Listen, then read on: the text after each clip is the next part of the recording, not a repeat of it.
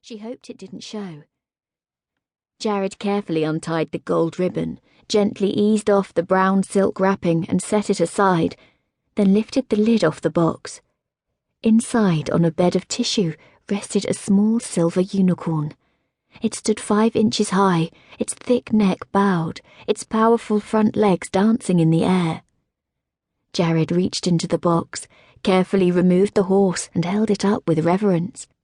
"A unicorn," he said, his small fingers skimming over the shining horse that gleamed in the light of the candelabra in the centre of the table. "He's wonderful, Mamma." Jared had a collection of 4 other unicorns.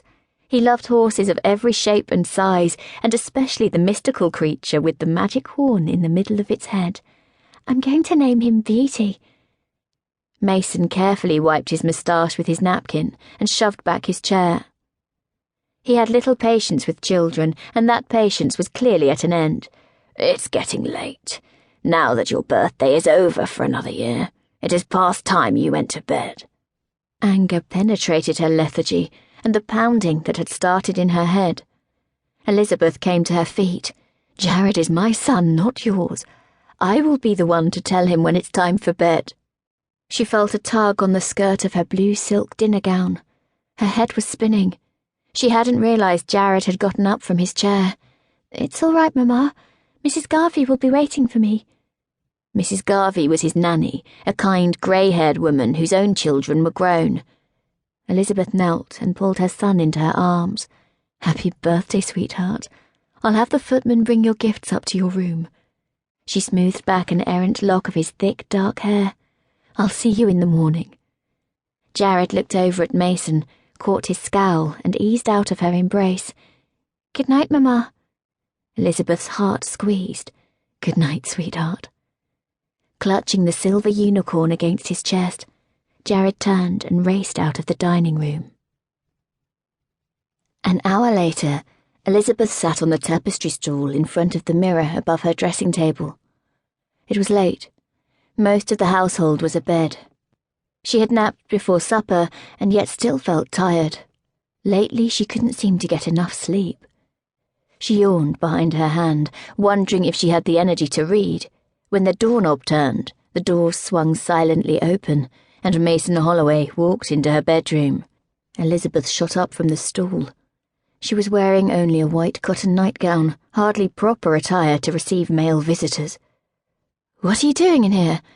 She reached for the quilted wrapper lying on the bureau, but Mason picked it up before she could reach it. "I saw the light under your door. I thought you might be in the mood for company."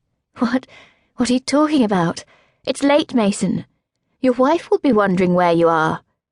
"My wife has no say in where I spend my evenings." Instead of leaving, he tossed the robe aside and walked behind her, settled his big hands on her shoulders, and began a crude massage. Elizabeth's stomach tightened with revulsion. She knocked his hands away and whirled to face him, the movement making her dizzy, and she swayed a little on her feet. Mason caught her arm to steady her. "Still feeling poorly?" Elizabeth managed to pull free. "Get out," she said, but her head was pounding and the words came out with little force. Mason leaned toward her, bent his head, and pressed his mouth against the side of her neck.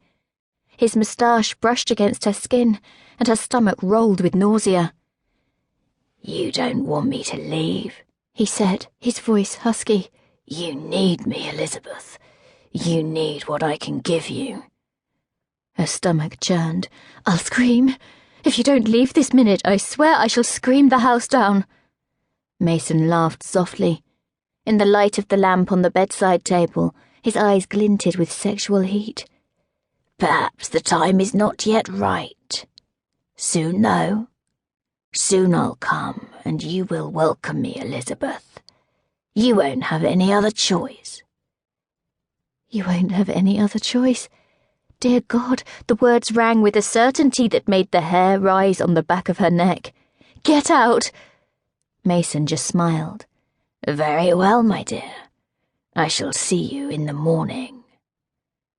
Elizabeth stood frozen as he left the bedroom and quietly closed the door. Her head throbbed and the dizziness had returned.